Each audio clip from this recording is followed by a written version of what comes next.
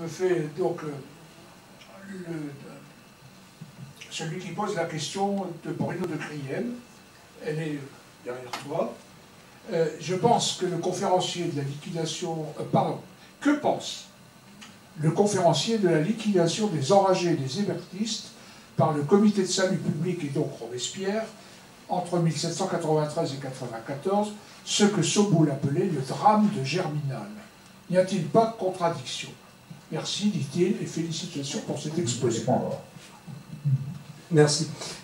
Justement, je l'ai un petit peu évoqué par rapport à la question de la déchristianisation, mais il n'y a pas que cela. Parce que, bon, pour faire simple, pour bien comprendre ce qui se passe, après la chute des Girondins le 2 juin 1793, c'est un gouvernement...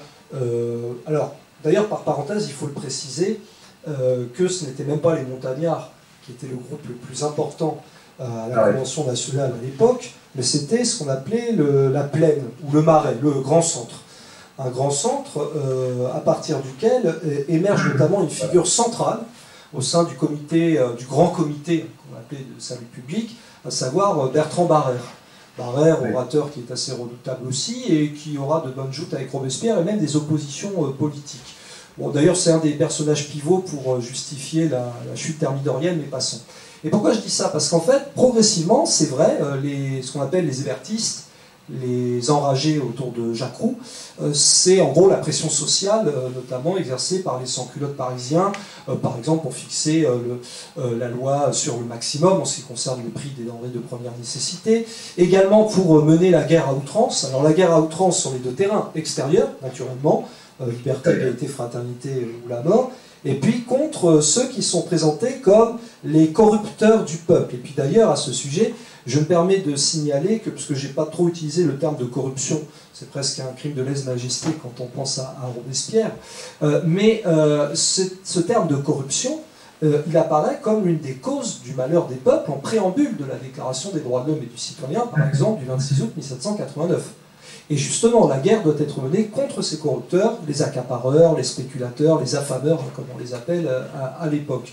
Et donc il y a une pression incontestablement, et le premier résultat de cette pression, c'est l'entrée de Collot d'Herbois et Billaud-Varenne au comité de salut public début septembre 1793. Bon, à partir de ce moment-là, c'est vrai qu'il y a une espèce d'offensive menée notamment par les hébertistes, qu'on appelle les exagérés, pour toujours renforcer les mesures, alors bon, que d'aucuns peut-être appelleront terroristes, en tout cas les mesures radicales contre les forces contre-révolutionnaires. Et là où ça va commencer à agacer Robespierre, notamment, parce que c'est la question de la contradiction, c'est que, en fait, d'où l'expression d'exagérer, Robespierre estime que dans le contexte où l'objectif numéro 1, c'est de stabiliser la révolution, et notamment par les lois qui sont mises en œuvre, difficilement, c'est vrai, hein, la guerre, les récoltes, c'est difficile, que pousser à toujours davantage taper, si j'ose dire, sur les ennemis au risque d'en fabriquer de nouveaux, c'est prendre le risque d'alimenter la contre-révolution. Et c'est bien le discours d'ailleurs de décembre 1793, où Robespierre explique que le gouvernement doit voguer entre deux écueils. Alors le modérantisme, ça c'est Danton, sous-entendu, bon, il est beaucoup trop naïf, et puis bon, Danton n'a pas le même niveau d'incorruptibilité que Robespierre non plus. Mais si vous voulez, c'est cette idée que le modérantisme en période de guerre, c'est une faute parce que ça peut déboucher sur l'effondrement de la Révolution, mais une politique exagérée qui irait beaucoup trop loin, y compris dans les exécutions. Il faut rappeler par exemple que Robespierre avait sévèrement sermonné Fouché lorsque celui-ci, en tant que représentant en mission du comité de salut public à Lyon, avait littéralement fait fusiller une bonne partie de la ville. Donc Robespierre craignait de justement couper le lien, en tout cas de dégoûter de la Révolution. Mais Robespierre savait aussi qu'Hébert était, c'est vrai, écouté par les sans-culottes dans ses déclarations excessives. Il y a d'ailleurs un geste symbolique, je ne sais plus si c'était Ronsin ou Vincent, un des deux en tout cas, qui était proche de Hébert. Tous seront exécutés le 4 Germinal, donc le 24 mars 1794.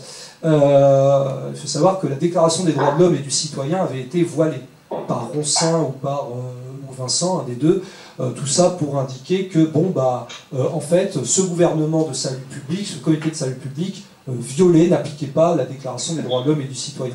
Pour Robespierre, c'était une interprétation exagérée qui précipitait en fait la perte de la Révolution. Et c'est pour ça qu'à un moment donné, il a estimé, et notamment pour affronter le modéré Danton, qui avait des raisons importantes, y compris dans le camp de la contre-révolution, qu'il fallait couper, briser le lien, briser les exagérés. Et c'est la fameuse formule de Saint-Just.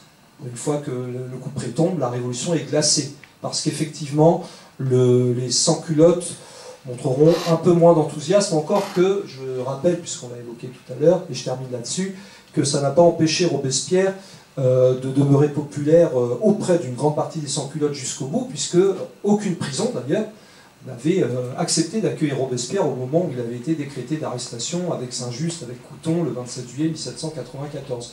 Donc une décision difficile, douloureuse, dont avait parfaitement conscience Robespierre, y compris dans les risques politiques, mais jugée nécessaire dans le cadre de la volonté de sauver la Révolution et donc la République.